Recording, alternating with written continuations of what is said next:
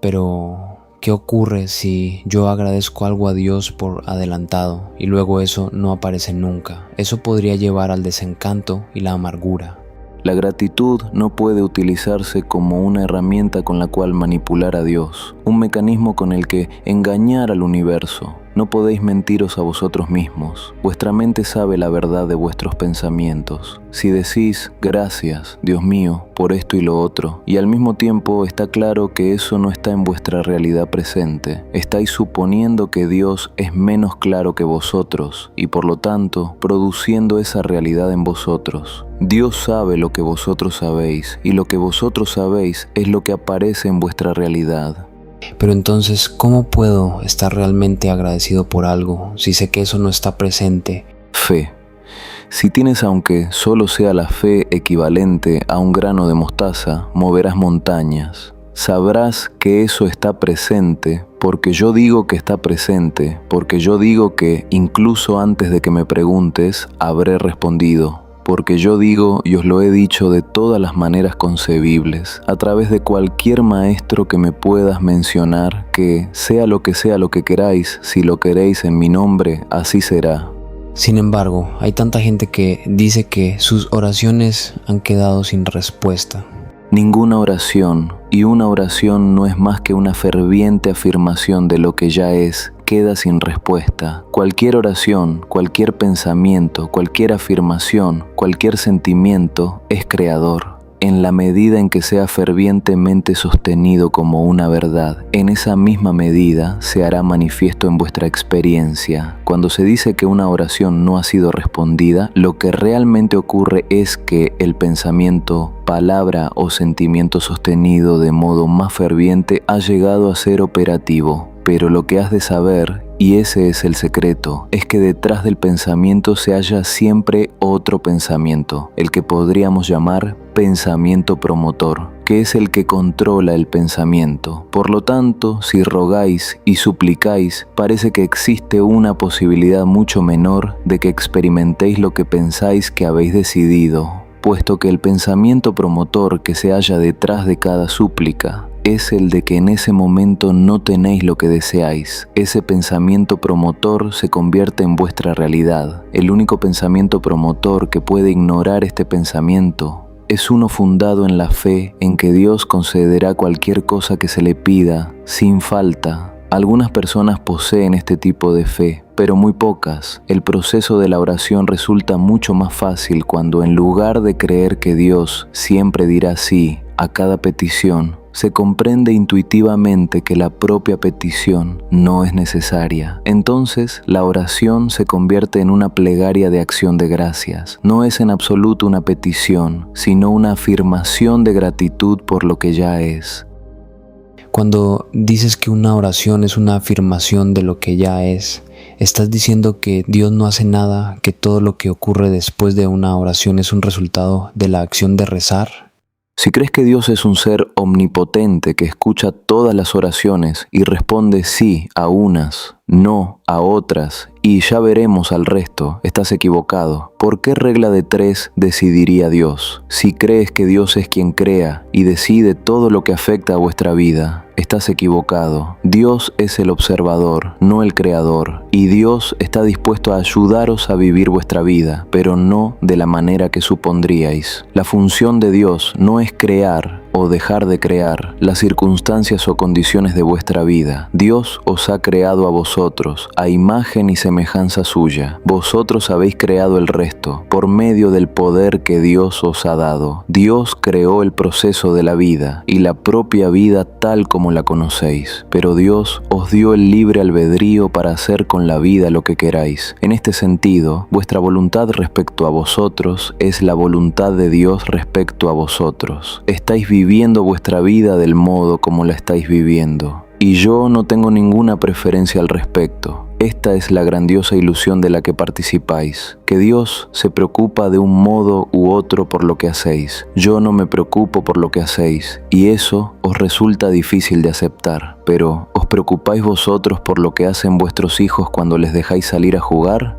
¿Es importante para vosotros si juegan al corre que te pillo, al escondite o a disimular? No, no lo es. porque sabéis que están perfectamente seguros, ya que les habéis dejado en un entorno que consideráis favorable y adecuado. Por supuesto, siempre confiaréis en que no se lastimen, y si lo hacen, haréis bien en ayudarles, curarles y permitirles que se sientan de nuevo seguros, que sean felices de nuevo, que vuelvan a jugar otro día. Pero tampoco ese otro día os preocupará si deciden jugar al escondite o a disimular. Por supuesto, les diréis qué juegos son peligrosos, pero no podréis evitar que vuestros hijos hagan cosas peligrosas, al menos no siempre, no para siempre, no en todo momento, desde ahora hasta su muerte. Los padres juiciosos lo saben, pero los padres nunca dejan de preocuparse por el resultado. Esta dicotomía, no preocuparse excesivamente por el proceso, pero sí por el resultado, describe con bastante aproximación la dicotomía de Dios. Pero Dios, en un sentido, no siempre se preocupa por el resultado, no por el resultado final, y ello porque el resultado final está asegurado, y esta es la segunda gran ilusión del hombre, que el resultado de la vida es dudoso.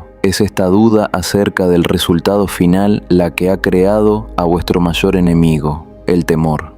Si dudáis del resultado, entonces dudaréis del Creador, dudaréis de Dios. Y si dudáis de Dios, entonces viviréis toda vuestra vida en el temor y la culpa. Si dudáis de las intenciones de Dios y de su capacidad de producir este resultado final, entonces, ¿cómo podréis descansar nunca? ¿Cómo podréis nunca hallar realmente la paz? Sin embargo, Dios posee pleno poder para encajar las intenciones con los resultados. No podéis ni queréis creer en ello, aunque afirméis que Dios es todopoderoso, y en consecuencia habéis de crear en vuestra imaginación un poder igual a Dios, con el fin de encontrar una manera de que la voluntad de Dios se vea frustrada. Así habéis creado en vuestra mitología el ser al que llamáis el diablo. Incluso habéis imaginado a Dios en guerra con ese ser, pensando que Dios resuelve sus problemas del mismo modo que vosotros. Por fin, habéis imaginado realmente que Dios podría perder esa guerra. Todo esto viola lo que decís que sabéis acerca de Dios, pero eso no importa. Vivís vuestra ilusión y de este modo sentís vuestro temor debido a vuestra decisión de dudar de Dios.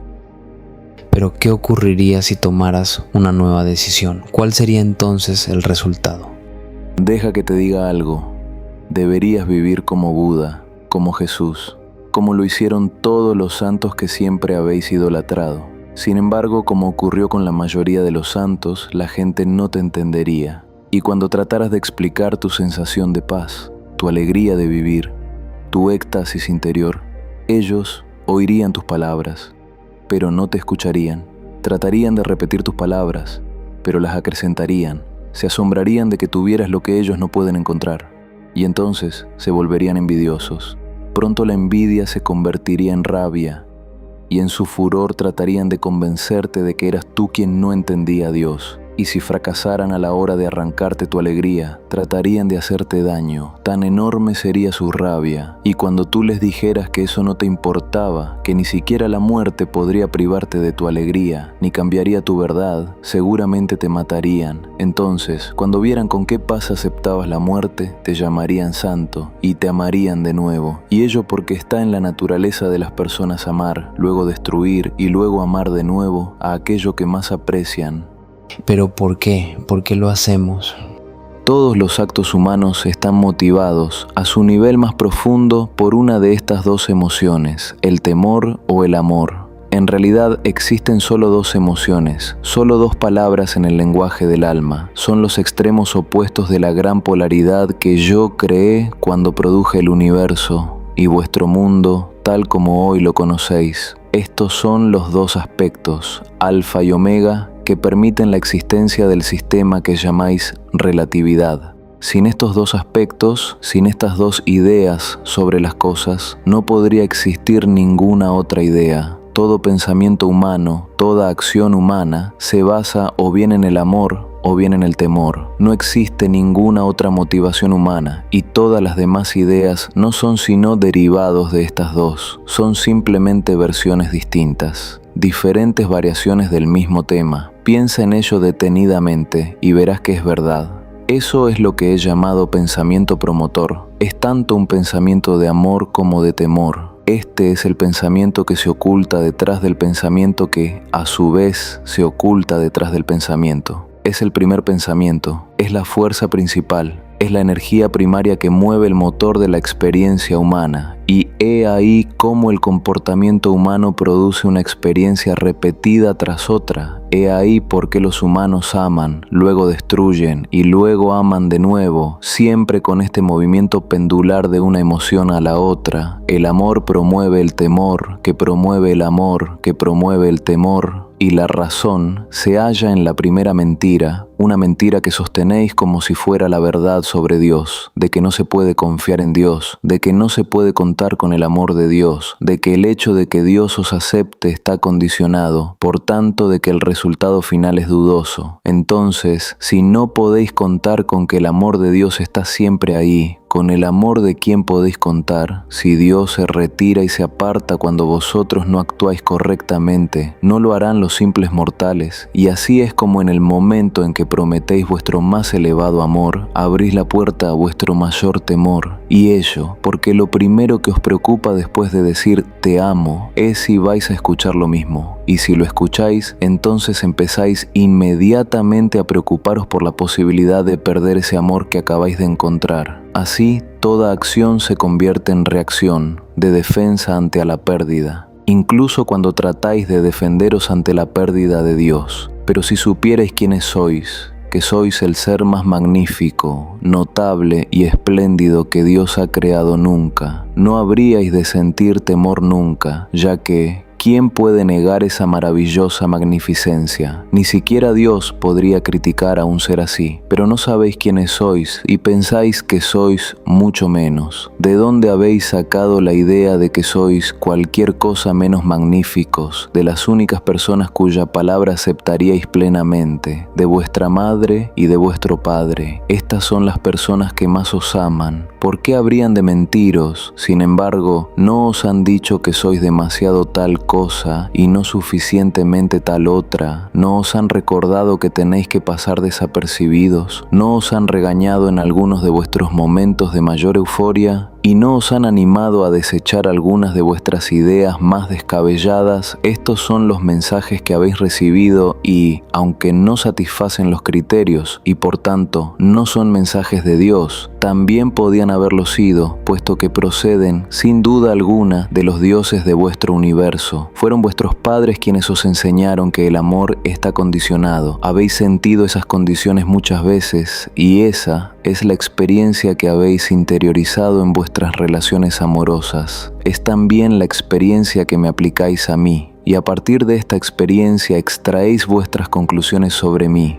En este marco proclamáis vuestra verdad. Dios es un Dios amoroso, decís, pero si quebrantas sus mandamientos, Él te castigará con el destierro perpetuo y la condenación eterna. ¿Acaso no habéis experimentado el destierro de vuestros propios padres? ¿No conocéis el dolor de su condenación? ¿Cómo entonces podríais imaginar que iba a ser distinto conmigo? Habéis olvidado qué era ser amado sin condiciones. No recordáis la experiencia del amor de Dios, y así tratáis de imaginar cómo debe de ser el amor de Dios basándoos en cómo veis que es el amor en el mundo. Habéis proyectado en Dios el papel de Padre, y en consecuencia habéis salido con un Dios que juzga y premia o castiga en base a lo buenos que crea que habéis sido hasta ese momento. Pero esta es una visión simplista de Dios, basada en vuestra mitología. No tiene nada que ver con quién soy yo. Así pues, habiendo creado todo un sistema de pensamiento acerca de Dios, basado en la experiencia humana más que en las verdades espirituales, después creasteis toda una realidad en torno al amor. Se trata de una realidad basada en el temor, arraigada en la idea de un Dios terrible y vengativo. Ese pensamiento promotor es erróneo, pero rechazarlo supondría desbaratar toda vuestra teología. Y aunque la nueva teología que podría reemplazarla sería realmente vuestra salvación, no podéis aceptarla, puesto que la idea de un Dios al que no haya que temer, que no va a juzgar y que no tiene ningún motivo para castigar, resulte sencillamente demasiado magnífica para incluirla ni siquiera en vuestra más grandiosa noción de quién